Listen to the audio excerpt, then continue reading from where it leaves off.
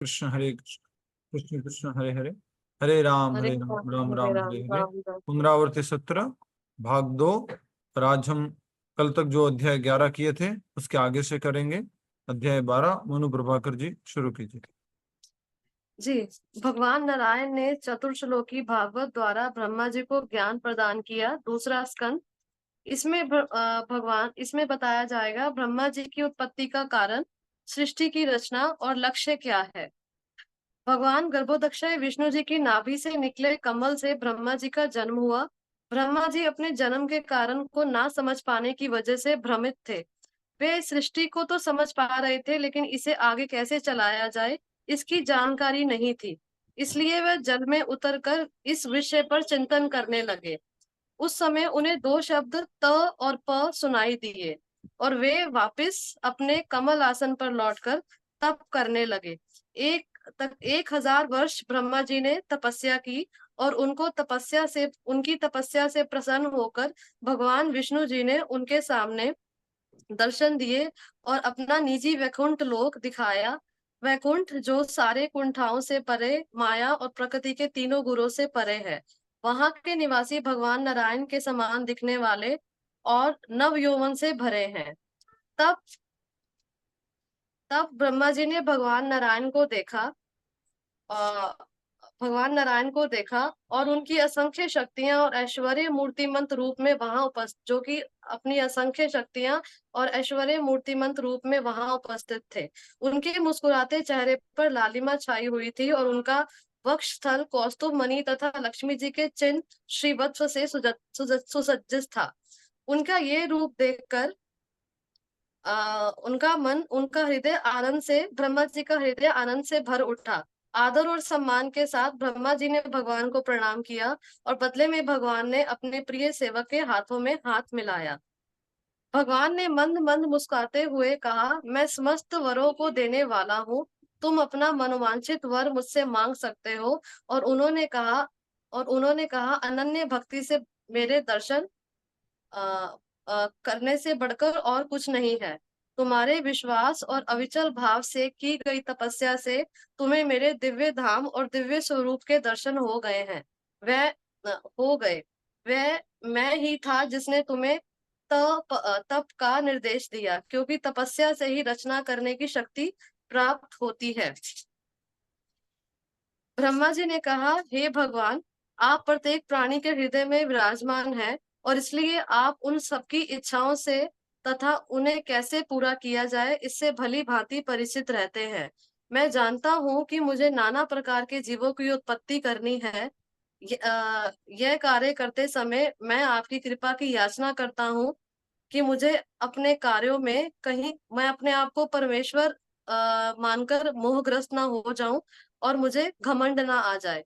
श्री भगवान ने कहा श्री भगवान ने कहा, मेरे तत्व का ज्ञान अत्यंत गुह्य है और भक्ति पथ पर संलग्न व्यक्तियों के समक्ष ही उजागर होता है। मेरी विशेष कृपा से अब तुम्हारे हृदय में मेरे दिव्य रूप, गुणों तथा लीलाओं की स्फूर्ति होगी। ब्रह्मा जी, इस संसार में अनेक वस्तुएं मूल्यवान दिखती हैं, लेकिन यदि वो मुझसे संबंधित नहीं है तो वह सिर्फ मेरी आ, माया ही जानिए। एकाग्र चित्त से इस सार को हृदय में धारण करो और फिर अहंकार कभी तुम्हें विचलित नहीं कर पाएगा। यह कहकर भगवान सहसा अंतर्ध्यान हो गए और ब्रह्मा जी ने सृष्टि का निर्माण कार्य आरंभ कर दिया। हरे कृष्णा प्रभु जी। हरे कृष्णा हरे कृष्णा। बहुत सुंदर, हरि बोल। हरे कृष्ण। क्लियर। बहुत बहुत धन्यवाद। अगला जो है 14वां अध्याय, 13वां अध्याय उनको करना है। उनका नाम है बलराम चरण प्रभु जी। जी प्रभु जी। यस प्रभु जी, शुरू कीजिए।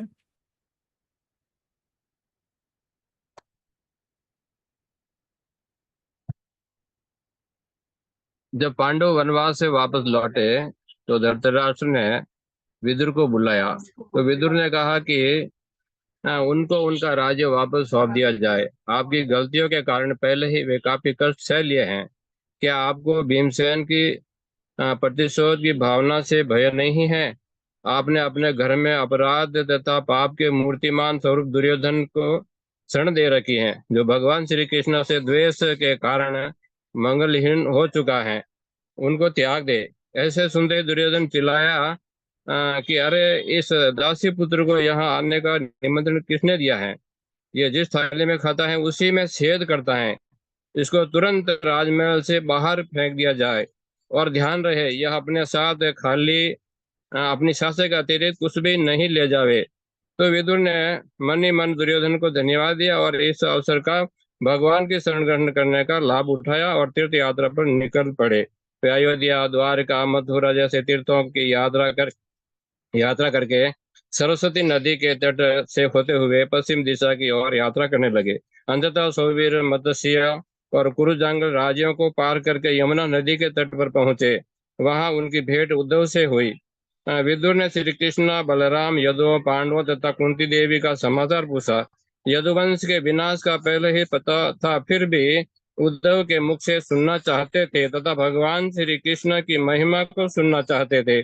जैसे अ, जैसे ही उद्धव भगवान श्री कृष्ण का नाम सुना, श्री कृष्ण की याद में निमग्न हो गए। उनके विरह की तीव्र वेदना के कारण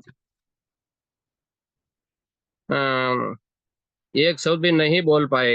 वे श्री कृष्ण के चरण कमलों के चिंतन में डूब गए। कुछ समय के बाद द्वारका के विचारों से बाहर निकलकर बोले कि श्री कृष्ण रूपी सूर्य इस संसार के स्थिति से अब अस्त हो चुका है।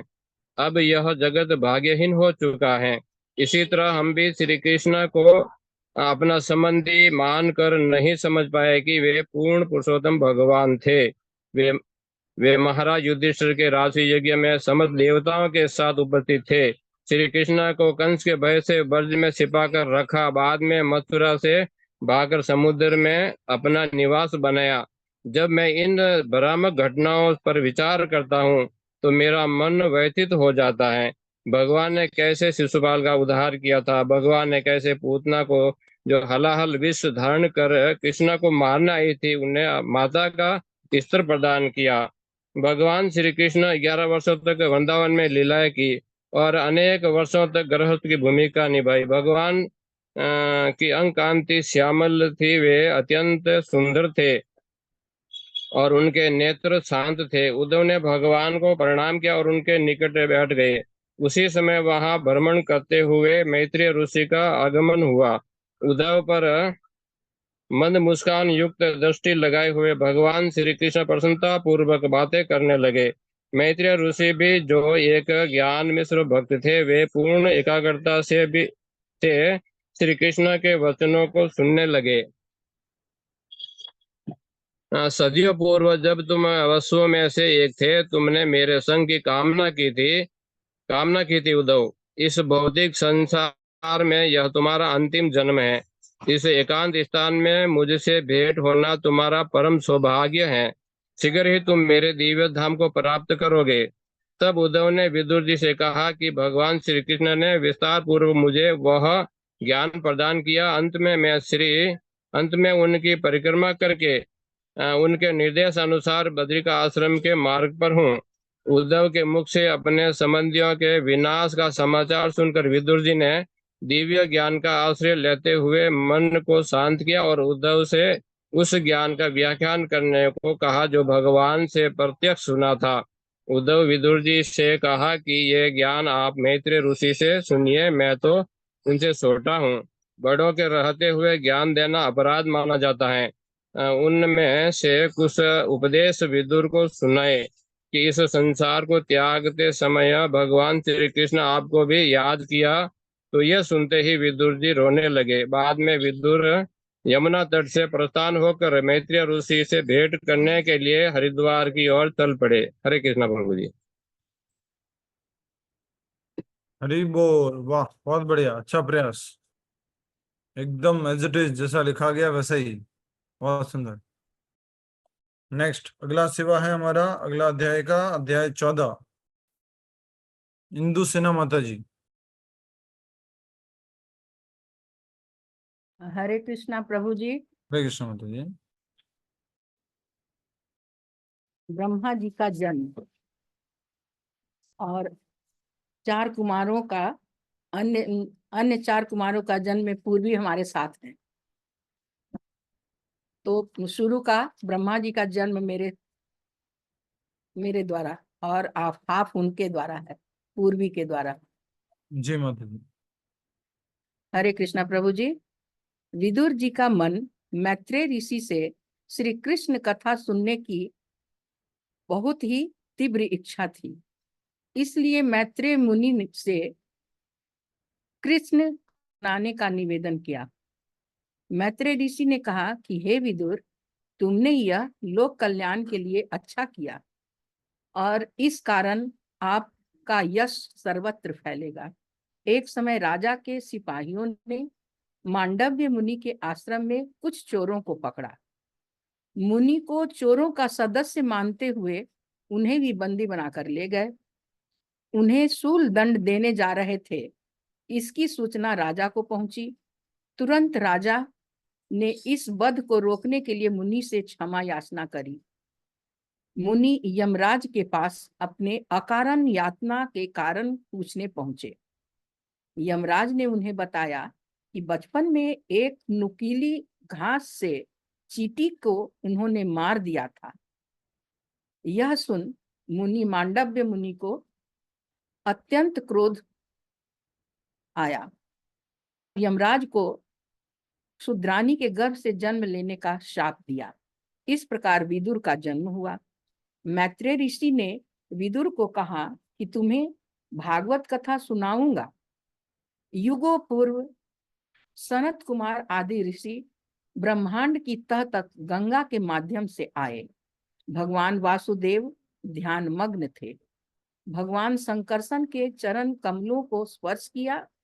भगवान संकर्षण ने श्रीमद् भागवत का सार बताया। 100 दिव्य वर्षों तक प्रचंड तूफान के साथ मूसलाधार वर्षा हुई। फलस्वरूप समुद्र में बाढ़ आ गई। भगवान विष्णु उस जल में योग निद्रा में विश्राम करने लगे। उस समय गर्भोदक शयी विष्णु ने परमात्मा रूप में विस्तार किया। तत्पश्चात ब्रह्मा जी की उत्पत्ति हुई। ब्रह्मा जी जन्म और उद्देश्य से भ्रमित थे। गर्भोदकशाही विष्णु भगवान ने अपने चरण कमलों को उठाकर ब्रह्मा जी को दर्शन दिया। ब्रह्मा जी ने ब्रह्मांड का सृजन करने का निश्चय किया। उन्होंने स्तुति करते हुए कहा कि आपकी विशेष कृपा है कि मैं आपके शरण में हूँ। भगवान ने अपनी बहिरंगा शक्ति से 6 सृष्टि की थी। इसके बाद ब्रह्मा जी 4 प्रकार की सृष्टि की। तत्पश्चात ब्रह्मानी ने 4 महान ऋषियों सनक, सनंदन, सनातन और सनत कुमार को जन्म दिया और इन्हें प्रजा की उत्पत्ति का आदेश दिया। हरे कृष्णा प्रभु जी। हरे कृष्णा। थैंक यू माता जी, आपने ब्रह्मा जी के जन्म के बारे में बताया। आगे पूर्विका माता जी इसको पूरा करेंगे। जी प्रभु जी मैं कल कर सकती हूँ, मुझे पेज आज मिला।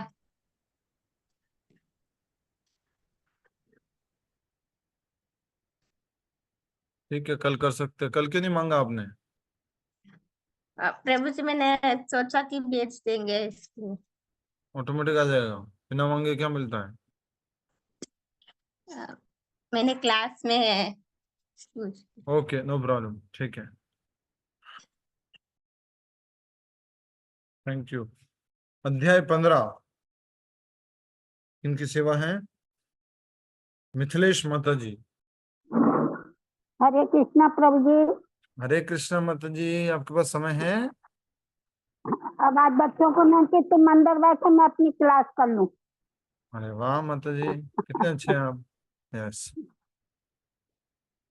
प्रभु जी, इसमें 4 कुमारों द्वारा जय विजय को साप भगवान बराह का प्राकट, हिरण्याकश्यप की विजय तथा भगवान बराह द्वारा उनकी मृत्यु कैसे हुई, ये बहुत स्कंद बढ़िया। 3 है। हाँ तो अच्छे से बताइए, एकदम थोड़ी आवाज क्लियर आए हम लोगों तक, और आपके पास समय सीमा के अनुसार। यस। चांदू मन शुरू कर रही हूँ प्रभु जी। Yes watch. हाँ चांदू मनु के कार्यकाल के दौरान श्वेत वराह का वर्णन करने के पश्चात मैत्रेय ऋषि मुनि ने जो था उनको ये विदुर जी को रक्त वराह की कथा सुनाई। उन्होंने उसका विदुर जी को सब लीलाओं का वर्णन इस प्रकार से सुनाया जिस प्रकार से ब्रह्मा जी ने अपने मुखारबिंद से सबको सुनाया था। एक दिन सूर्यास्त के समय मरीच पुत्र कश्यप जी भगवान के ध्यान में लीन थे, तो कामाग्नि से दग्ध उनकी पत्नी दिति उनके पास गई और बोली मुझे एक पुत्र चाहिए। उन्होंने मना करा कि इस समय ये टाइम इसका नहीं है संभोग का, और ये टाइम गलत है क्योंकि इस समय शंकर जी जो है भगवान इस समय घूमते हैं, और तो इसलिए ये समय नहीं है। लेकिन वो कामाग्नि से इतनी दग्ध थी कि उन्होंने मतलब बहुत जिद करी। उस समय कश्यप जी भी कामाग थे, तो वो भी फिर इस बात पर राजी होगा और उन्होंने उनके साथ सहवाग करा जिससे वो गर्भवती हो गई। लेकिन बात को भी बहुत पछताए कि अरे मैंने ये क्या किया। तो उन्होंने कहा कि अच्छा, वो भी बहुत पछताई जीती भी, अरे मैंने ये क्या किया। तो हमने की गुजारे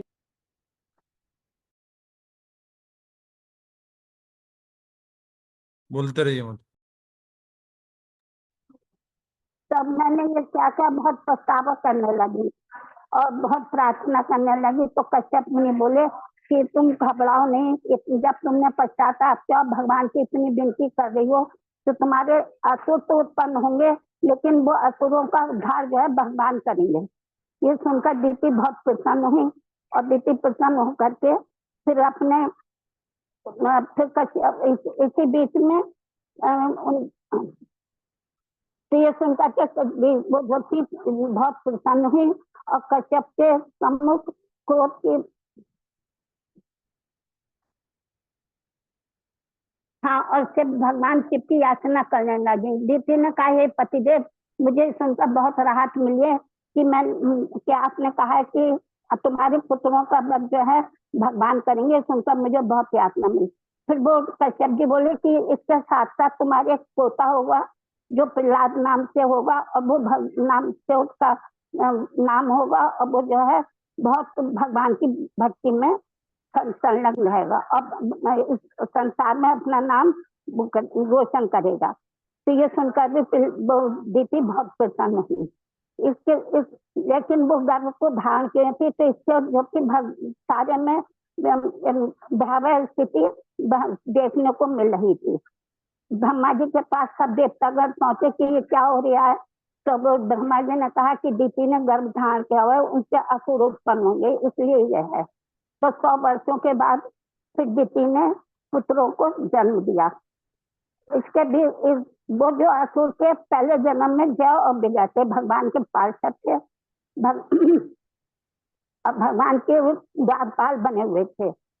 इधर चतुष कुमार ब्रह्मा जी के पुत्र सनक सनंदन सनक कुमार चारों बैकुंठ लोग देखने के लिए पहुंचे। जब वो मतलब बैकुंठ लोग पहुंचे तो उन्हें वहां का ऐश्वर्य देख के, वहां की सुंदरता देख कर बहुत अच्छा लगा। तो उन्होंने 6 द्वार से पार कर लिए, 7वें द्वार पर उनको जय और विजय ने रोक लिया, उन्हें जाने नहीं दिया। तो जय विजय से जब विजय को चतुष कुमारों को इस पर बहुत क्रोध आ गया, और उन्होंने जय विजय को शाप दिया कि तुम जाओ पाताल लोक में जाओगे, पृथ्वी लोक का, और तुम असुर बनोगे, दोनों तुम असुर बनोगे। वो जय जो था हिरण्याक्ष बने और विजय जो थे हिरण्यकश्यप बने। उसके बाद जो था दिति ने 100 वर्षों के बाद बच्चों को जन्म दिया, दोनों बच्चों को। तो भगवान ने ब्रह्मा जी ने उनका नाम हिरण्यकश्यप रखा। हिरण्याक्ष जो था ब्रह्मा जी की उन लोगों ने पूजा करी, मतलब तपस्या करी, हिरण्याक्ष ने भी हिरण्यकश्यप ने भी। हिरण्यकश्यप ने अमर होने का वरदान ब्रह्मा जी से मांगा। ब्रह्मा जी ने भी उन्हें हिरण्यकश्यप को अमर होने का वरदान दे दिया। हिरण्याक्ष ने भी अमर होने का वरदान ले लिया। इससे दोनों बहुत आतंक मचाने लगे। तो भगवान जब सनत कुमारों ने भगवान जी से कहा कि देखो ये कैसे पार्षद है आपके, ऐसे ऐसे कर रहे हैं, करा इन्होंने, तो भगवान ने कहा हाँ मेरे पार्षद है, मैं ही इनका उद्धार करूंगा। और ऐसे कहते उन्हें वो जो चतुष कुमार चारों चले गए।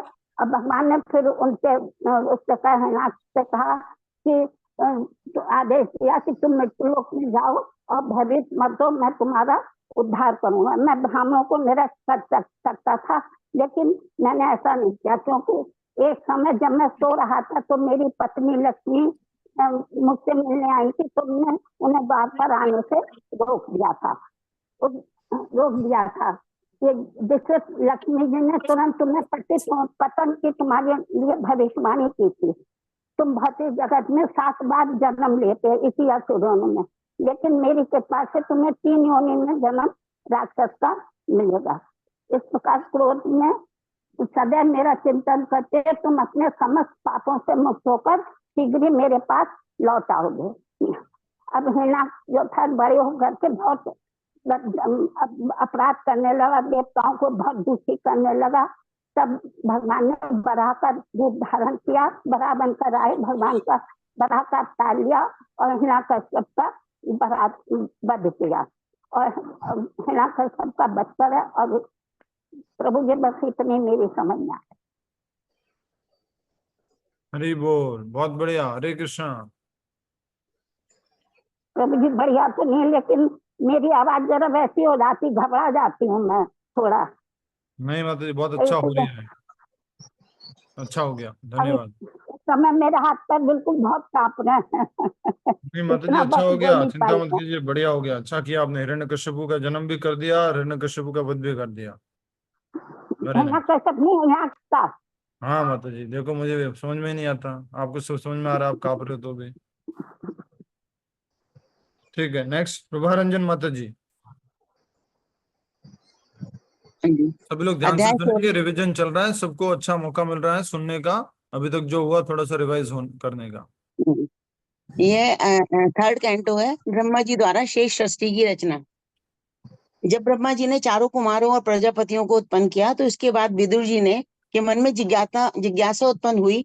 उन्होंने मैत्रेय ऋषि से पूछा कि जीवों की उत्पत्ति करने के लिए, प्रजापतियों को उत्पन्न करने के पश्चात जीवों की उत्पत्ति करने के लिए ब्रह्मा जी ने क्या किया, और प्रजापतियों ने अपने पिता ब्रह्मा के आदेश पर किस प्रकार आगे उत्पत्ति प्रारंभ की। तो मैत्रेय ऋषि बताते हैं उनको कि महाविष्णु के दृष्टिपात से भगवान की बहिरंगा शक्ति से तीनों प्रकृति के तीनों गुणों में हलचल होने लगी और भौतिक तत्वों का एक पूरे समूह की उत्पत्ति हुई, जिसको कि महातत्व कहा गया, महतत्व कहा गया। ये 24 तत्वों से मिलकर बना है। 5 स्थूल तत्व, भूमि, गगन, वायु, अग्नि, जल। 5 इंद्रियां, आंख, कान, नाक, मुंह, त्वचा। 5 कर्मेंद्रियां, हाथ, पैर, मुख, जेनाइटल, एनस। 5 इन इंद्रियों के ऑब्जेक्ट्स, शब्द, रूप, रस, गंध और स्पर्श। 3 सूक्ष्म तत्व, मन, बुद्धि, अहंकार। और एक 24वां तत्व है प्रकृति के तीनों गुणों की अव्यक्त अवस्था। इन सबके संगठन से एक चमकदार अंडे का निर्माण हुआ और ये चमकदार अंडा 1000 वर्षों तक करुणा सागर के जल के अंदर अचेतन अवस्था में पड़ा रहा। इसके पश्चात भगवान ने गर्भोदक्षाय विष्णु के रूप में विस्तार किया और ब्रह्मांड के अंदर प्रवेश किया और अपने ही पसीने से बने हुए कर्णाव सागर समुद्र में लेट गए। उनकी नाभि से कमल पुष्प उत्पन्न हुआ और उस पर षष्ठी के प्रथम जीव ब्रह्मा जी की उत्पत्ति हुई, का जन्म हुआ। भगवान ने इसके पश्चात क्षीरोदक्षाय विष्णु के रूप में एक्सपेंशन किया और परमात्मा के रूप में ब्रह्मा जी के हृदय में प्रवेश करके उनको षष्ठी करने की प्रेरणा प्रदान की। इसके पश्चात ब्रह्मा जी की छाया से अज्ञान के 5 आवरण, तामिस्त्र, अंध तामिस्त्र, तमस, मोह और महामोह का जन्म हुआ। उसके पश्चात ब्रह्मा जी ने अपने अज्ञानता भरे शरीर को त्याग दिया और शरीर को त्यागने के पश्चात उन्होंने रात का रूप धारण कर लिया। यक्ष और राक्षस उस रूप पर अपना अधिकार जमाने लगे और चिल्लाने लगे कि इसे मत छोड़ो, इसे मार डालो, इसे मार डालो। ब्रह्मा जी ने उनसे विनती की कि मैंने ही तुमको उत्पन्न किया है और तुम मेरे पुत्र हो और तुम मुझको मारने के लिए क्यों इतने मतलब का चिल्ला रहे हो। इसके बाद ब्रह्मा जी ने अपने प्रकाशवान रूप को प्रस्तुत किया और देवताओं की उत्पत्ति की। अपनी पीठ से उन्होंने असुरों को जन्म दिया। असुर जो थे वो बहुत कामुक होने के कारण अपने ही पिता ब्रह्मा जी से संभोग की इच्छा करने लगे। तो ब्रह्मा जी डर गए और वो दौड़ते दौड़ते भगवान विष्णु की शरण में चले गए। भगवान विष्णु ने उनको सलाह दी कि तुम अपना ये शरीर त्याग दो। तो ब्रह्मा जी ने अपना वो शरीर त्याग दिया और संध्या का रूप धारण कर लिया, जो काम वासनाओं को जागृत करने वाली संधि बेला है। ये असुर कामांध होकर संध्या को एक स्त्री रूप में देखने लगे। बुद्धि पर पर्दा पड़े होने के कारण उन असुरों ने संध्या को एक अत्यंत सुंदर, कामुक, आकर्षक स्त्री समझा और उसको पकड़ लिया। लेकिन जैसे ही उन्होंने ऐसा ये किया तो पतंगे की तरह भस्म हो गए। उसके बाद ब्रह्मा जी ने गंभीर हंसी से हंसते हुए अपनी कांति से गंधर्वों और अप्सराओं को जन्म दिया। चंद्र कांति युक्त अपना शरीर त्यागने पर उन्होंने विश्वासु और गंधर्वों ने उस शरीर को स्वीकार कर लिया। अपनी तंद्रा से ब्रह्मा जी ने भूत पिशाचों को जन्म दिया। जमाई के रूप में त्यागे गए ब्रह्मा जी के शरीर के कारण व्यक्ति के मुख से लार गिरने लगती है। ब्रह्मा जी ने अपनी नाभि से अदृश्य रूप द्वारा साध्यों, पितरों की रचना की और श्राद्ध के समय इसी अदृश्य शरीर के माध्यम से जो पितर हैं वो पिंडदान आदि प्राप्त करते हैं। अदृश्य रहने की शक्ति से ब्रह्मा जी ने सिद्धों और विद्याधरों को जन्म दिया और उनको अंतर ध्यान रूप प्रदान किया। एक बार ब्रह्मा जी ने अपना जल में प्रतिबिंब देखकर अपनी आत्म प्रशंसा, आत्ममुग्धि करते हुए किन्नरों को और किम पुरुषों को जन्म दिया। इसके पश्चात ब्रह्मा जी को लगा कि षष्ठी का कार्य ठीक प्रकार से नहीं हो रहा है और उन्होंने दुखी होकर अपना वो शरीर त्याग दिया। शरीर से जो उनके बाल गिरे उससे सांप की विभिन्न जातियों का जन्म हुआ और इनके हाथ पैर सकोड़कर चलने के कारण भयंकर नागों का जन्म हुआ। ब्रह्मा जी ने अपने मन से 14 मनुओं की उत्पत्ति की और स्वयं उनको अपना मनुष्य शरीर प्रदान किया। यह देखकर देवता और गंधर्व जो हैं वो ब्रह्मा जी की स्तुति करने लगे, क्योंकि अब मनुष्यों के द्वारा यज्ञ करने से उनको अपने अपने यज्ञ भाग जो है वो मिलने लगेंगे। लास्ट में है कि बाद में ब्रह्मा जी ने संसार में आध्यात्मिक प्रगति का आदर्श प्रस्तुत करने के लिए ऋषियों की उत्पत्ति की और प्रत्येक अपने पुत्र को अपने शरीर का एक एक भाग दिया। जिस प्रकार से ये ऋषि जो हैं वो गहन ध्यान, योग, सिद्धियों, तपस्या, ज्ञान और वैराग्य से परिपूर्ण हो गए। हरे कृष्ण। हरे धन्यवाद कृष्ण, माता जी, हरे कृष्ण, अच्छे से आपने हरे पूरा किया। ब्रह्मा जी द्वारा शेष सृष्टि की रचना। कृष्ण। और अभी अब नेक्स्ट जो है 17वां अध्याय। मंजू मुरारका माता जी, आपका है सेवा।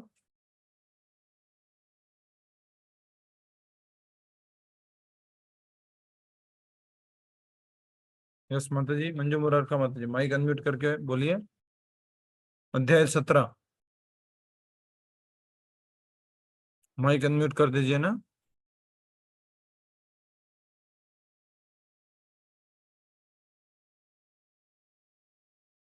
माइक खोल लीजिए माता जी।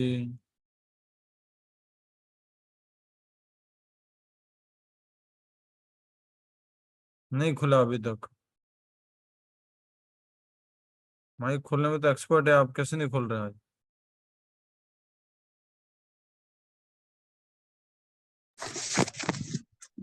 मंजू मुरारका माता जी खोल लीजिए माइक। शुभम जी माइक बंद कर दीजिए।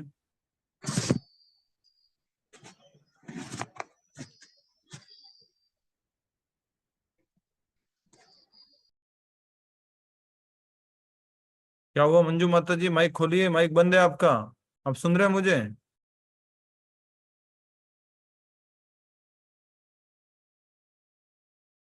माइक ओपन कीजिए, माइक खोलिए मंजू मुरारका माता जी।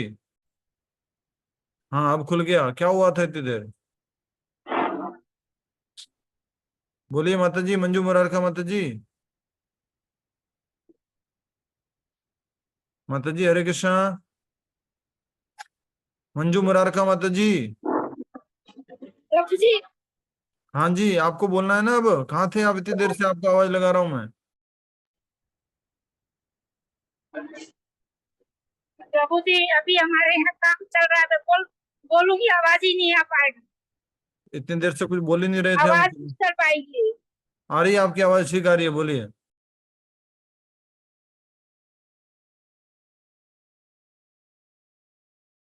माइक अनम्यूट करके बोलिए।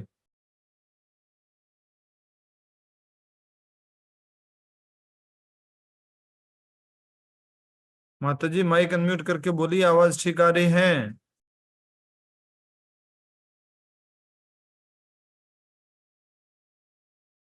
हम्म। माता जी बोलिए माइक अनम्यूट करके। मंजू मुरारका माता जी बोलिए माइक अनम्यूट करके, आवाज आ रही है आपकी, ठीक आ रही है। मंजू मुरारका माता जी।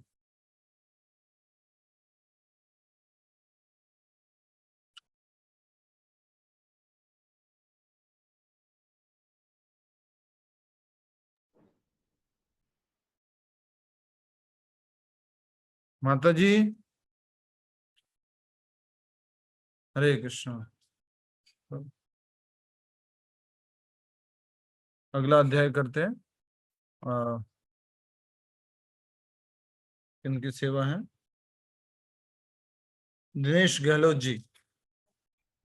हरे कृष्णा प्रभु जी, दंडवत हाँ जी। प्रणाम। हाँ हाँ, हरे कृष्णा। 18वां अध्याय, करदम मुनि एवं स्वयंभु मनु की पुत्रियों का वंशज और दक्ष यज्ञ। चौथा स्कंद। स्वयंभु मनु और शत्रुपा की 3 पुत्रियां और 2 पुत्र थे, आकुति, देवहूति, प्रसूति, प्रियव्रत और उत्तानपाद। पुत्री का विवाह ऋषि से हुआ और आकुति के गर्भ से भगवान यज्ञ प्रकट हुए। दक्षिणा नामक एक कन्या भी थी। भविष्य में भगवान यज्ञ दक्षिणा से विवाह करके 12 पुत्र उत्पन्न करते हैं। 12 पुत्र दूषित नामक देवता बने। कर्दम मुनि की कन्या अनसुईया का विवाह अत्रि मुनि से होता है और ब्रह्मा जी उन्हें प्रजा उत्पन्न करने के लिए आदेश देते हैं। आज्ञा पालन करने के लिए करने उद्देश्य अत्रि मुनि और अपनी पत्नी के साथ वृक्ष नामक पर्वत की घाटी में जाते हैं और वह 100 वर्ष तक तपस्या करते हैं और एक पैर पर खड़े रहते हैं और भोजन के नाम पर केवल वायु सेवन करते हैं और वे भगवान से प्रार्थना करते हैं कि हे भगवान जगदीश, मैं आपकी शरण लेता हूँ, मुझ पर प्रसन्न होकर वे मुझे अपनी ही समान पुत्र प्रदान करें। अत्रि के सिर से अग्नि की लपटें निकलने लगती हैं और इसे देखकर भगवान ब्रह्मा, शिव और विष्णु जी, अन्य देवता, गंधर्व, अप्सराएं, सिद्ध विद्याधरों एवं नागों के साथ उनके आश्रम आते हैं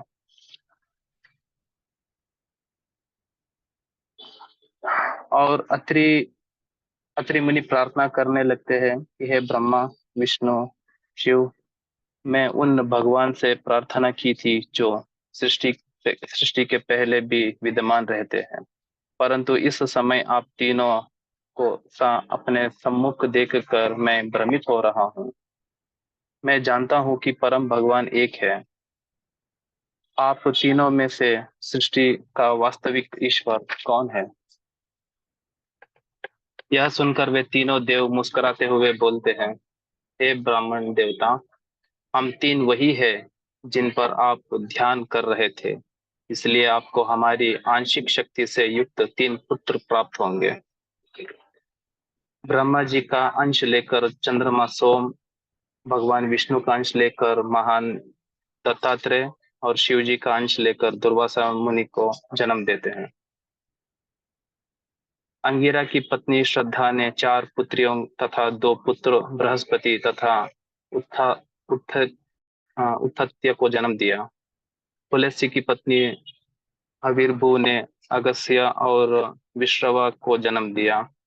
विश्रवा की पहली पत्नी इड़विड़ा ने कुबेर को तथा दूसरी पत्नी केशिनी ने रावण, कुंभकर्ण, विभीषण को जन्म दिया।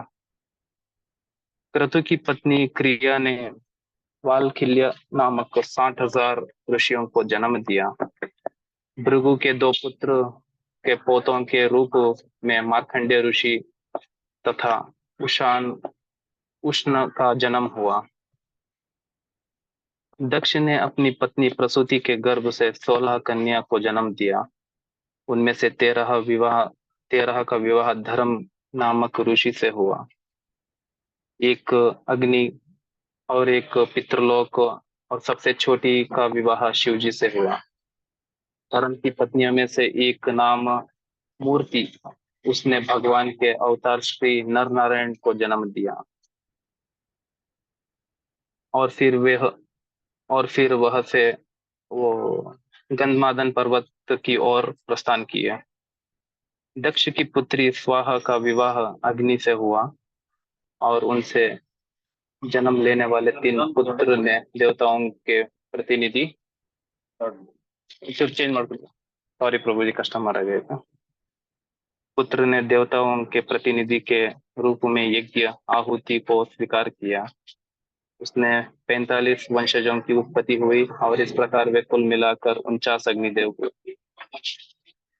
एक समय दक्ष प्रजापति ने एक विशाल यज्ञ का आयोजन किया। संपूर्ण ब्रह्मांड से विभिन्न देवता, ऋषि, मुनि तथा अग्नि देवता और अपने अनुयायियों के साथ उसमें उपस्थित हुए।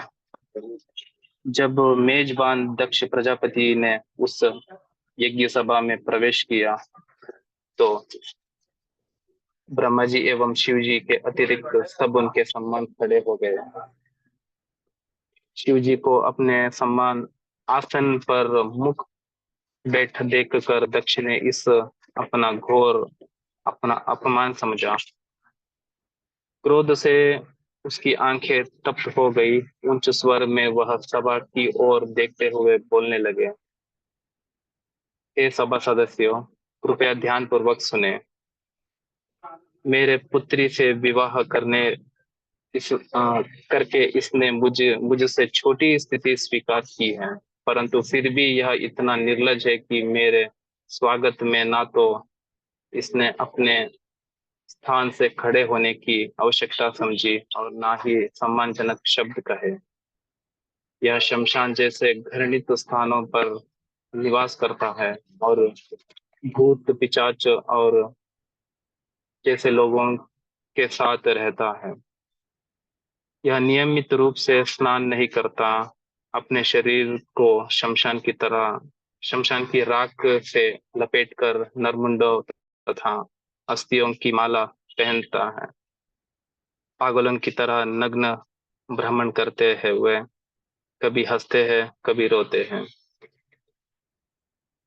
केवल नाम से ही यह शिव है। इसके जीवन में ना तो स्वच्छता है और ना ही व्यवहार में अच्छा चरित्र है। ब्रह्मा जी के निवेदन पर मुझे अपनी पुत्री का विवाह इसके साथ करना पड़ा।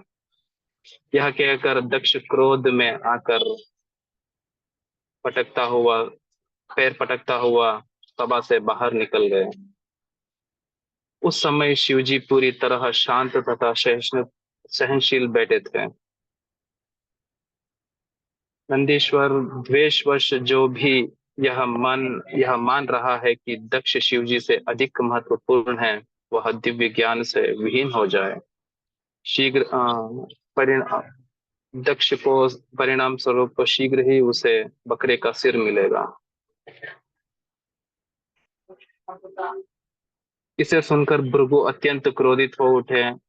वंशानुगत ब्राह्मणों की प्रतिनिधित्व करते हुए उन्होंने शिवजी के अनुयायियों को कठोर ब्रह्मशाप देते हुए, शिवजी के अनुयायी नास्तिक होंगे और प्रामाणिक वैदिक नियमों के विरुद्ध कार्य करेंगे। अनुयायियों इतने मूर्ख होंगे कि वे लंबे लंबे बाल रखेंगे, उनके नकल करेंगे और सूरा, मांस तथा अन्य निकृष्ट वस्तुओं का भक्षण करेंगे। कुछ समय बाद दक्ष ने वाजपेय यज्ञ किया और उसकी समाप्ति पर बृहस्पति सौ नामक महायज्ञ किया। दक्ष के यज्ञ में भाग लेने के लिए संपूर्ण ब्रह्मांड से महान देवगण तथा ऋषि वहां पहुंचने लगे। जब उनके विमान कैलाश से ऊपर जा रहे थे तो सती ने शिव जी से कहा कि हे स्वामी, आपके श्वशुर एक महायज्ञ कर रहे हैं। समस्त देवगण को सपत्नी आमंत्रण मिला है। यदि आप अनुमति हो तो हमें भी वह जाना चाहिए। वह निश्चित ही मेरी बहन एवं उनके पति आएंगे। मैं भी उन सुंदर वस्त्रों और आभूषणों को पहनना चाहती हूँ जो मेरे पिताजी ने मुझे दिया है। मैं दीर्घ काल से अपने मायके नहीं गई। हे नाथ, कृपया दया करके मेरी इच्छा पूरी करें। यद्यपि शिव जी को दक्ष के द्वेषपूर्ण तथा हृदय शब्द हृदय विदारक शब्द का भली भांति स्मरण था, फिर भी वे मुस्कुराते हुए कहने लगे, हे सुंदरी, तुमने सही कहा कि मित्र के घर बिना निमंत्रण के भी जाया जा सकता है, परंतु वह केवल तभी उचित होता है जब वह मित्र अकारण आप में दोष बुद्धि ना रखे तथा शारीरिक चेतना के वशीभूत होकर आप पर क्रोध ना करे। मनुष्य को सती, यद्यपि तुम अपने पिता की सबसे लाडली हो, परंतु मेरी पत्नी होने के कारण वे तुम्हारा भी सम्मान नहीं करेंगे। मेरे प्रति द्वेष के कारण तुम्हारे पिता तुम्हारा अपमान करेंगे, परंतु यदि फिर भी तुम जाना चाहती हो तो तुम्हें चेतावनी दूंगा कि तुम्हारी जैसी सम्मानीय स्त्री के लिए किसी प्रियजन द्वारा अपमान मृत्यु के समान है। पति द्वारा अस्वीकृति दिए जाने पर उसका मन व्यतीत था, चिंतित अवस्था में वह अपने कांपने लगी और उसकी आंखों से आंसू टपकने लगे। उद्विग्न होने के कारण वह अपने पति को ऐसे कठोर दृष्टि से देखने लगी मानो उन्हें जलाकर भस्म कर देगी। सती को जाते देखा शिव जी ने मणिमान आदि शिष्यों सहस्त्र यक्षों के साथ सती के पीछे हो लिए। दक्ष की यज्ञ स्थली ब्राह्मणों के मंत्रोच्चार से गूंज रही थी, परंतु वहां पहुंचने पर किसी भी देवता अथवा ऋषि ने सती का सत्कार नहीं किया। सती की माता तथा बहनों ने अत्यंत स्नेह युक्त मुस्कानों तथा शक्ति नेत्र से उसका स्वागत किया। जब सती ने देखा कि दक्ष ने उस यज्ञ में उसके पति के लिए यज्ञ भाग की कोई व्यवस्था नहीं की थी तो वह अत्यंत क्रोधित हो गई। इन भावों को देखकर शिव जी के अनुयायी दक्ष का वध करने के लिए तत्पर हो उठे, परंतु सती ने उन्हें रोक दिया। फिर उच्च स्वर से सबको सुनाते हुए वह अपने पिता की भर्त्सना करने लगी। भगवान शिव आदि देव है, द्वेष मुक्त होने के कारण वे सबके प्रिय है। पिताजी केवल आप ही हो जो उनसे इतना ईर्ष्या करते हैं।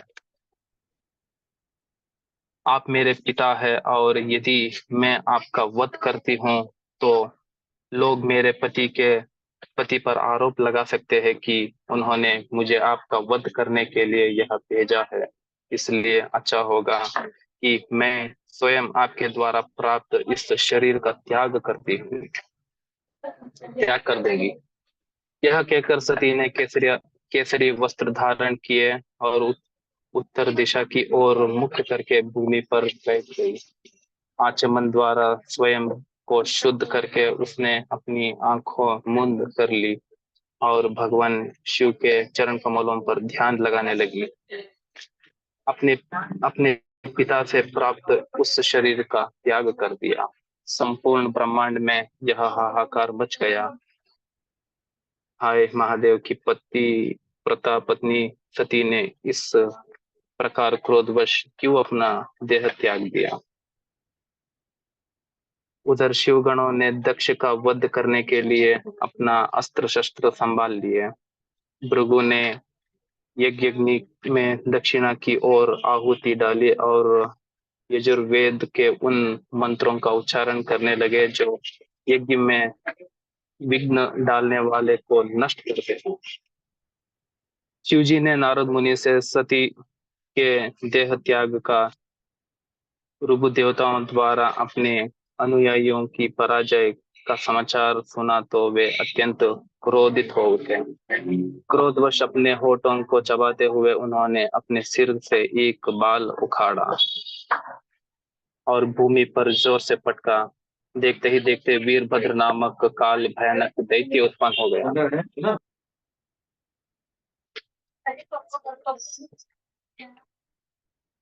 और शिवजी ने उसे आदेश दिया कि जाओ दक्ष का वध करके उसके यज्ञ को विनष्ट कर दो। बहुत लंबा कर दिया दिनेश जी। प्रभु इसमें सब इम्पोर्टेंट है, क्या करूं मैं। इम्पोर्टेंट नहीं, कहानी इस तरह से बोले जा सकती है कि जब सती माता ने अपना देह त्याग दिया तो इधर शिवजी के भक्त जो क्रोधित हो गए, उधर दक्ष महाराज के लोग क्रोधित हो गए, आपस में एक दूसरे को शाप देने लगे। फिर शिवजी ने गुस्सा करके जब वीरभद्र को प्रकट किया, फिर वीरभद्र आया, वीरभद्र ने सबको समाप्त कर दिया। इस तरह से अभी तो फिर आप ठीक है और 10 मिनट लेंगे ऐसा लग रहा है। ठीक है प्रभु, इसमें इतना ही खत्म कर देता हूँ। हाँ बताइए, मुख्य मुख्य बोलते हुए आगे बढ़िए। क्या भाई डिटेल में जाने की जरूरत नहीं है, कौन किसके पुत्र थे, क्या हुआ, ये सब। एक धन्यवाद मिनट है प्रभु। आपको कि आप दुकान पे ऑफिस पे काम करते करते भी ये सब कर पा रहे हैं। बहुत अच्छा है, अपने ऑफिस पे जॉब करते हुए ये कर रहे हैं। यस, ठीक है प्रभु, कुछ कंटिन्यू करो या यहीं पे समाप्त करो। कंटिन्यू कर दीजिए। वैसे इसके बाद ऐसे हो गया, इसके बाद ये हो गया, इसके बाद ये हो गया। मैं कहाँ पे रुका मुझे ही पता नहीं।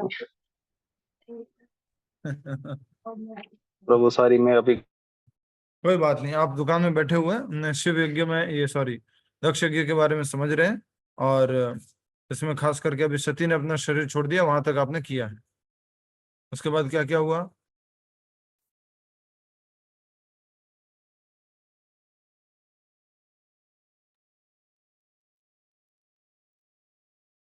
नहीं, सती ने अपना शरीर छोड़ दिया, उसके बाद क्या हुआ? अभी आपने उसको प्रकट किया था वीरभद्र को। प्रभु जी उन्होंने सॉरी बोला है। नहीं नहीं माता जी, वो कह हाँ रहे बोला है प्रभु जी, उन्होंने बोला है कि मैं आगे सॉरी बोला है उन्होंने। आपने शायद सुना नहीं, सॉरी बोला था। सॉरी सुन लिया, सॉरी इसलिए नहीं बोला है कि आगे मैं नहीं पढ़ूंगा। इसलिए बोला कि बीच में गलती हो गई या इतना लंबा कर दिया उसके लिए। ठीक है, आगे जो है। मैं बोलूं प्रभु जी? आप कहाँ, आपको चिल्ला चिल्ला के थक गए हम, कहाँ ध्यान प्रभु जी रहता है? हमारे छत के ऊपर काम चल रहा था ना, आवाज बहुत हो रही थी, इसलिए मैं नहीं हमने बोल तो पाई। कहा था आपकी आवाज सुनाई दे रही है हमें। मैं नहीं सुन पाई प्रभु जी, इतनी आवाज हो रही थी, मैं सामने वाले की आवाज ही नहीं सुन पा रही थी। कोई बात नहीं, आप बढ़िया से बोलिए, आप अच्छा हरे बोलिए, कृष्ण। बोलिए। हरे कृष्ण अध्याय प्रभु नंबर जी। बताइए अपना। कर्दम मुनि और देवहूति का इतिहास। अध्याय नंबर अध्याय नंबर 17। 17। Yes madam. सतयुग आने पर ब्रह्मा जी हरे ने कृष्णा कर्दम प्रभु मुनि को जी। संतान उत्पत्ति का आदेश दिया। क्या हो गया बलराम प्रभु? उनको धन्यवाद दीजिए, इनको, आपको? हौसला हौसला बढ़ाइए दिनेश का। हाँ, दिनेश जी का वो माइक बंद हो गया और लाइट चली गई, पर उन्होंने इतनी अच्छी कोशिश की, दुकान में बैठ करके सब कुछ किया है और अभी भी कस्टमर आते आते सब कुछ हैंडल किया है। बहुत अच्छी बात है, हरी बोल। यस मंजू मुरार का माता जी। हाँ, सतयुग आने पर ब्रह्मा जी ने कर्दम मुनि को संतान उत्पत्ति का आदेश दिया। कर्दम मुनि बिंदु सरोवर के पास 10,000 वर्ष तपस्या की। उनकी तपस्या से विष्णु भगवान बहुत प्रसन्न हुए। कर्दम मुनि ने भगवान माता जी माइक ऑन कर दीजिए, माइक बंद हो गया माता जी। हाँ। भगवान की बहुत स्तुति की। कर्दम मुनि ने कहा कि मैं गृहस्थ जीवन चाहता हूँ, मेरी इच्छा पूरी कीजिए। कर्दम मुनि की शादी स्वयंभू मनु और सरदारी सतपा की बेटी देवहूति के साथ हुआ। कर्दम मुनि ने पहले ही शर्त रखी थी कि मैं संतान उत्पत्ति के बाद संन्यास आश्रम चला जाऊंगा। कर्दम मुनि से 9 कन्या की उत्पत्ति हुई। कला की शादी मरीचि, सुया की शादी अत्रि ऋषि से, श्रद्धा की शादी अंगिरा से, हरिभु पुलत्स से, गति की पुलत्स से, क्रिया का कटु से, ख्याति का भृगु से और धन का वशिष्ठ से, शांति का विवाह अथर्वा से किया। हे ब्राह्मण, जब हमारी बेटियां शादी के बाद अपने ससुराल चली जाएगी तो मैं आपकी अनुपस्थिति में मेरा शोक कौन दूर करेगा। भगवान विष्णु के वचनों को स्मरण कर कर्दम मुनि ने कहा, हे राजकुमारी, आप निराशा न हो, शीघ्र ही आपके गर्भ से भगवान विष्णु का जन्म होगा। वे आपके यश को सर्वत्र फैलाएंगे और तुम्हारे हृदय में लगी भौतिक आसक्ति की गांठ को भी छिन्न भिन्न कर देंगे। मैं अपनी पति की बातों को भरपूर विश्वास रखते हुए देवहूति ने भगवान की आराधना शुरू कर दी। तत्पश्चात देवहूति के गर्भ से भगवान कपिल का जन्म हुआ। कपिल का जन्म हुआ।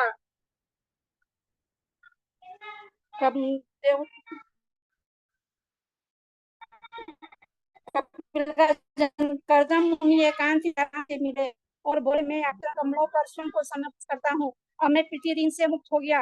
आप स्वयं मेरे घर में जन्म लिए, परंतु मैं आपकी भक्ति से अत्यंत प्रसन्न के लिए घर का त्याग करना चाहता हूँ। वास्तव में कर्दम मुनि को संन्यास लेने की आवश्यकता नहीं थी, परंतु शास्त्रों के निर्देश है कि गृहस्थ व्यक्ति को 50 के बाद वानप्रस्थ या संन्यास आश्रम स्वीकार कर लेना चाहिए। कर्दम मुनि के जाने के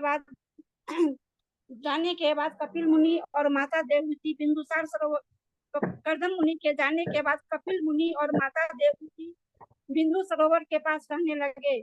बिंदु सरोवर भगवान के आंसुओं के जल से बने सरोवर का नाम है, जो कर्दम मुनि की तपस्या को देखकर बहाए थे। देवहूति ने भगवान कपिल से कहा, आप पुरुषोत्तम भगवान हैं, आप मुझे भक्ति का विधि का ज्ञान देंगे तो मैं उससे समझ पाऊंगी। भगवान ने सांख्य दर्शन का वर्णन किया, जो भक्ति और योग का मिश्रण है। फिर कपिल ने भगवान के पूरे शरीर का वर्णन किया। देवहूति ने कहा, भगवान, आप जन्म मृत्यु के आवागमन की विधि का वर्णन करें। उत्तर में भगवान ने जीवात्माओं के विभिन्न कार्यकलापों का वर्णन किया। एक मूर्ख व्यक्ति अपने परिवार पालन हेतु अनेक दुष्कर्म करता है, पाप से धन कमाकर अपने परिवार पर खर्च करता है, स्वयं कम भोगता है, इसी कारण नरक का भागी बनता है। उसमें बहुत सारे नरक के वर्णन भगवान कपिल ने माता को बताया। कपिल के मुख से उपदेश सुनकर देवहूति अज्ञानता से मुक्त हो गई, नाना प्रकार की स्तुति की, अपने पुत्र को संतुष्ट किया। देवहूति की स्तुति से भगवान प्रसन्न हुए और गंभीर वाणी में कहा, माते, आत्म साक्षात के जिस मार्ग का वर्णन मैंने तुम्हारे सामने किया है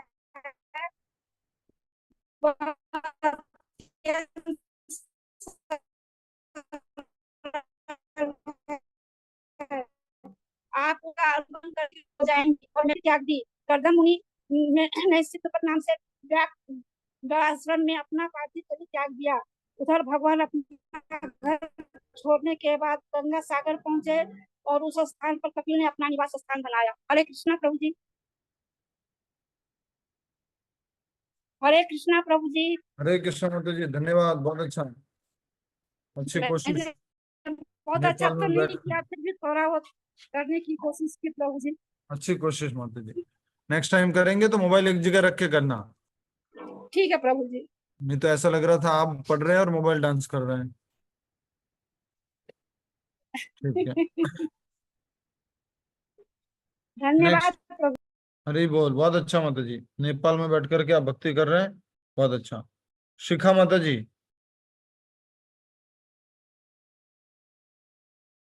यस, शिखा माता जी। हरे कृष्णा प्रभु जी। 19th मेरा है। हरे कृष्णा प्रभु जी। 19 माता जी का है प्रभु जी।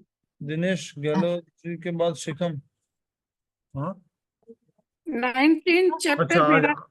अच्छा ओके ठीक है माता जी। हरे अच्छे से कृष्णा। सुनिएगा, माता जी अच्छे से बोलेंगे, आप सब लोग सुनिए। माता जी इतना उम्र होने के बाद भी इतना कोशिश कर रहे हैं। यस। ये ध्रुव महाराज के बारे में है।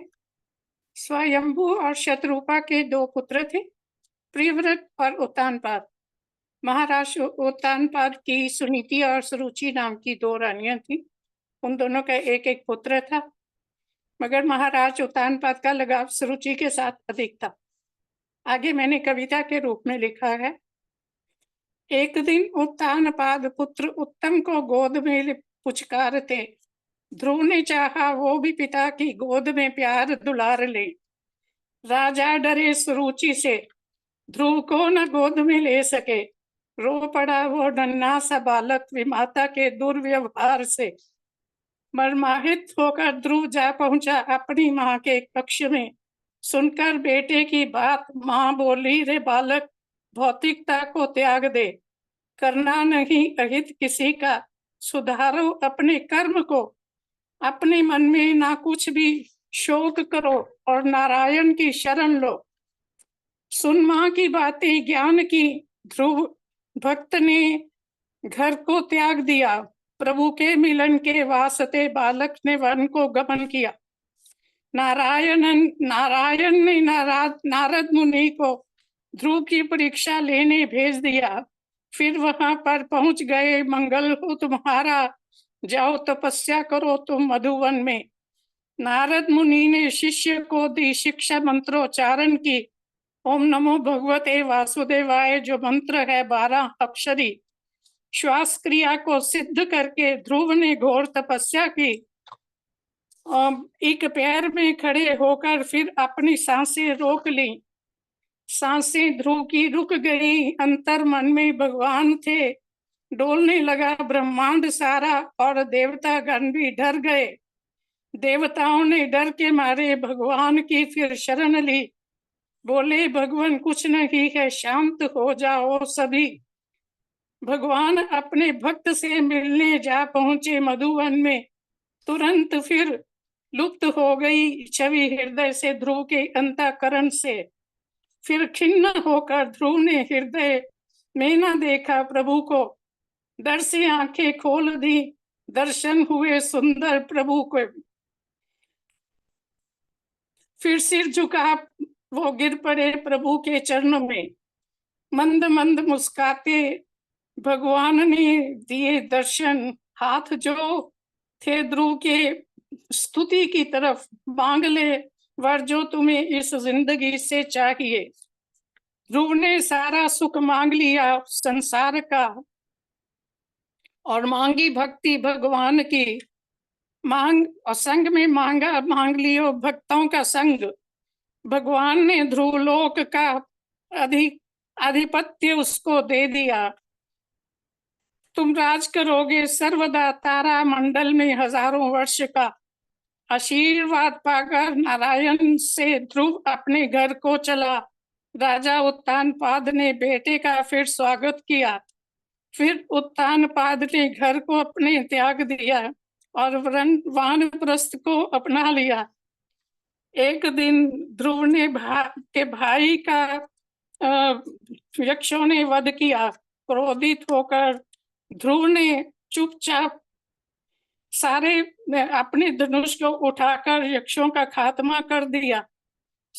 स्वयं मुनि ने ध्रुव को पंचतत्व और भक्ति की शिक्षा दी। भगवान ही कारक हैं सृष्टि के, ये बात ध्रुव ने मान ली। हत्यारे नहीं थे ये यक्ष तुम्हारे भाई के। कर्म अपने करते हैं सभी और फल पाते हैं वैसे ही सभी। कुबेर ने भी ध्रुव को प्रभु की भक्ति का वरदान दिया और इस प्रकार उस भक्त ने फिर भवसागर को पार किया। ध्रुव चमकते रहते हैं सर्वदा सारे सौर मंडल में और उनके चारों ओर नवग्रह चक्कर काटते हैं आकाश में। तुम भी बनो भक्त ध्रुव जैसे, भगवान की तुम शरण लो। नारायण स्वामी हैं धरा के, ये उनकी सदा भक्ति करो, नारायण की सदा भक्ति करो। प्रणाम। क्या बात है, क्या बात है। हरि बोल, बहुत अरे सुंदर। हरि बोल, हरि बोल, बहुत सुंदर, हरि अति बोल सुंदर, माता जी, बहुत हरी बहुत बोल, बहुत बहुत सुंदर बढ़िया। माता जी, बहुत बहुत बहुत सुंदर। सुंदर माता जी, माता जी बहुत सुंदर। हरी हरि बोल। हरि इसीलिए माता हरे जी। कृष्ण माता। हरे कृष्णा, हरे कृष्णा। भगवान का आशीर्वाद, कविता ये रूप प्रभु में की आपने कृपा, ये मुंह से कुछ निकालते हैं मेरे को पूरा होता है। ये प्रभु जी की इसको तो पब्लिश करना चाहिए माता जी आपको। यस, नेक्स्ट कौन है, किसका है?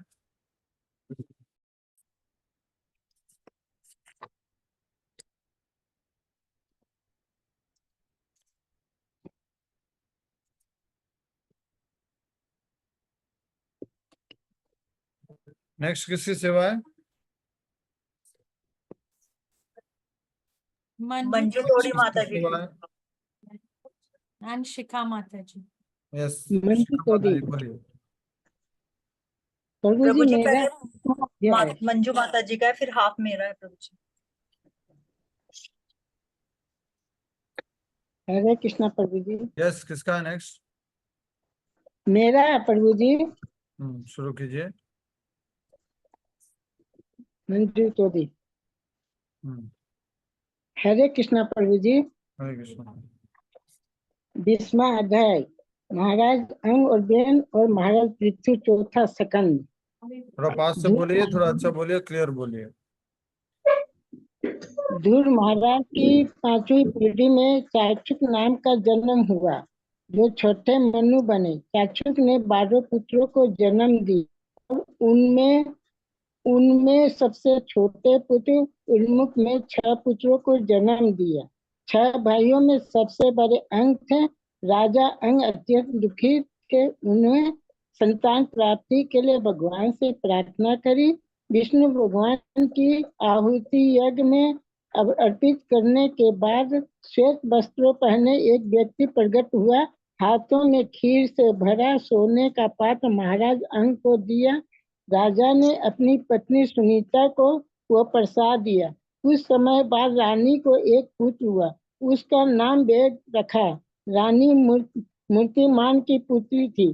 बेन छोटे से ही दुष्ट स्वभाव का था। महाराज अंग बेन को लेकर दुखी रहने लगे। उन्हें रातों में नींद नहीं आती थी। एक दिन आधी रात में रानी और राजश्री महल में छोड़कर वन में चले गए। राजा ने अनुपस्थिति में बेन को राजा बनाया गया। राजा अपने बनने के बाद बेन अधिक घमंडी हो गया। उसने सारे धार्मिक कार्य बंद कर दिए। इसलिए ऋषियों ने अपने तेज से बेन को भस्म कर दिया। महाराज बेन को वंश में राजा पृथ्वी का जन्म हुआ। महाराज पृथ्वी भगवान के अंश अवतार थे।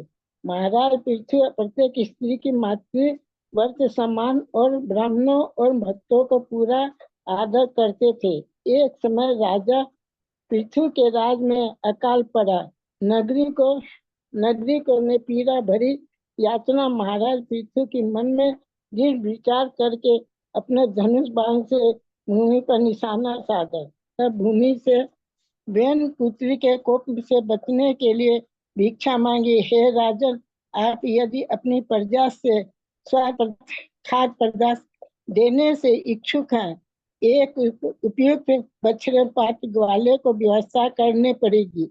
महाराज ऋषियों ने बृहस्पति जी को बछड़ा, इंद्रियों के पात्र पर और इंद्र को बछड़ा बनाया। इस प्रकार महाराज पृथ्वी के आसन काल में भूमि में समस्त प्राणियों की पूर्ति की। कुछ समय पश्चात माता जी राजा आपसे मेरा है माता जी। हरे कृष्णा। आपने बोला नहीं, था मेरा बछड़े दोहन के बाद। थोड़ा और है मेरा भी। माता जी फिर मैंने जो किया चलो कोई नहीं, कोई आप बात नहीं, करने दीजिए, फिर आपसे बोल लेना वहीं से। पृथ्वी ने 100 अपूर्व में यज्ञों की शुभ आरंभ किया। इंद्रदेव महाराज पृथ्वी के यज्ञ को सहन नहीं कर पा रहे थे। अंत में यज्ञ के समय इंद्र अदृश्य रूप में यज्ञ का घोड़ा चुरा लिया। राजा पृथ्वी ने भगवान प्रसन्नता से के लिए रानी आरती से शादी की।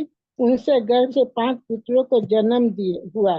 अंत में महाराज पृथु ने देखा कि उन पर वृद्धावस्था को प्रभाव आरंभ होने लगा, तो अपनी संपत्ति को पुत्रों को सौंप कर वन प्रस्थान होने के निश्चित किया।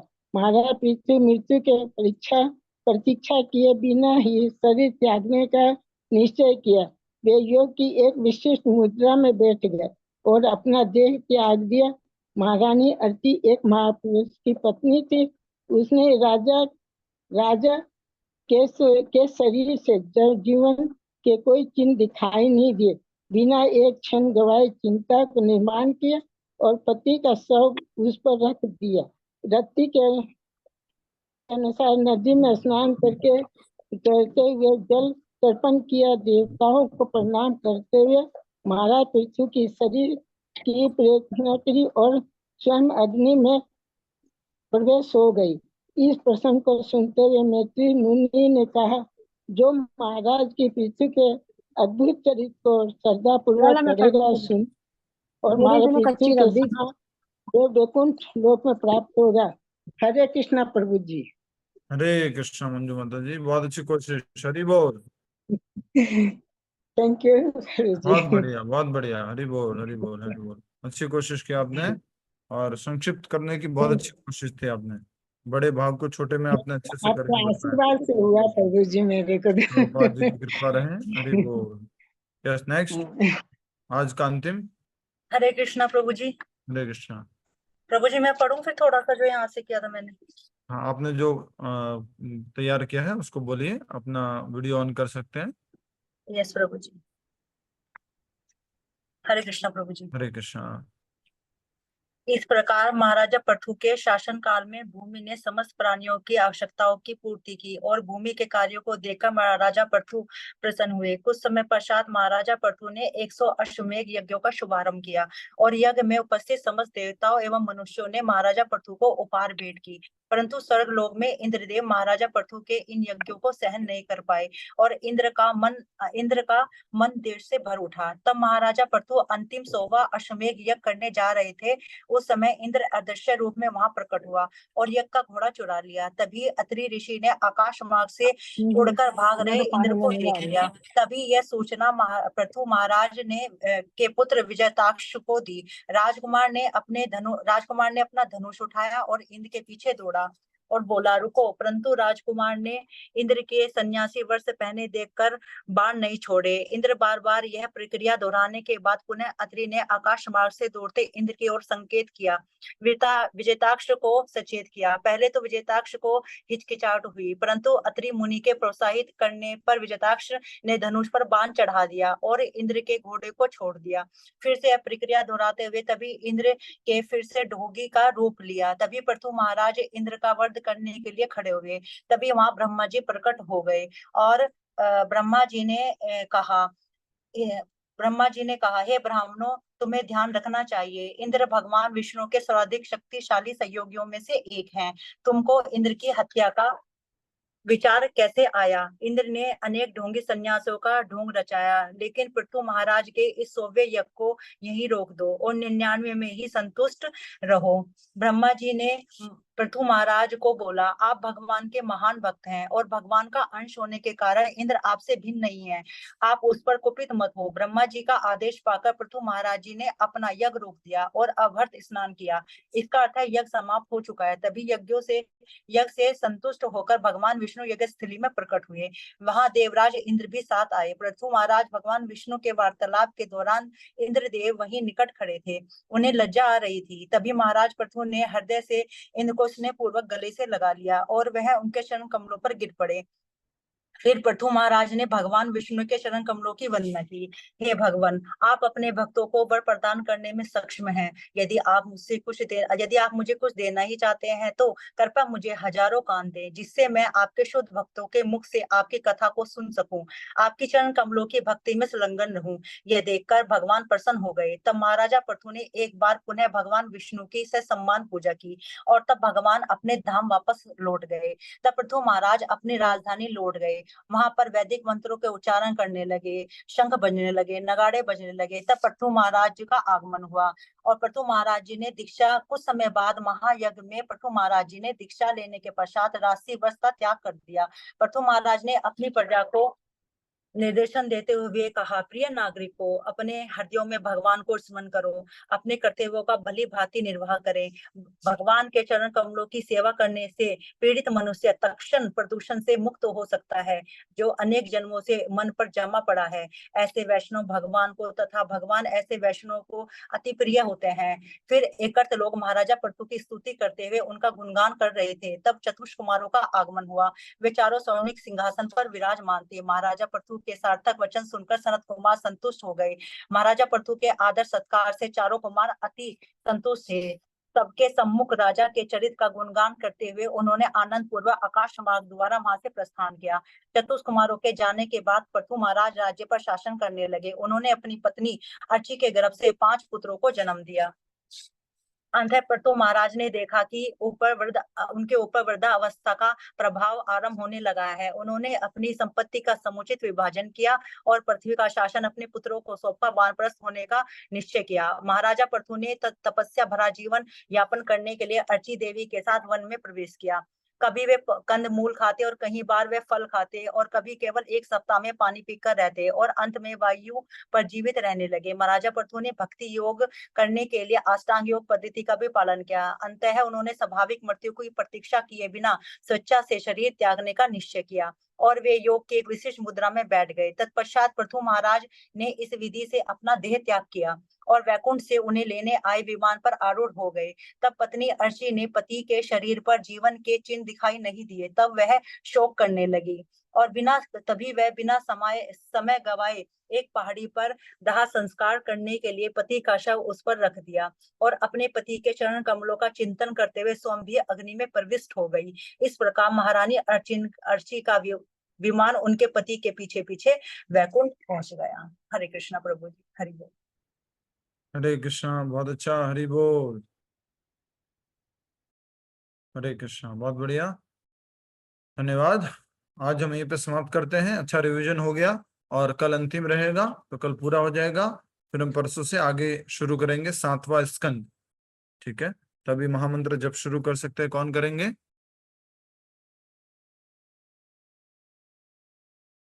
कौन करेंगे? रेखा मल्होत्रा माता जी, अच्छा आपने आज कविता के रूप में पाठ किया, तो आप कर सकते हैं।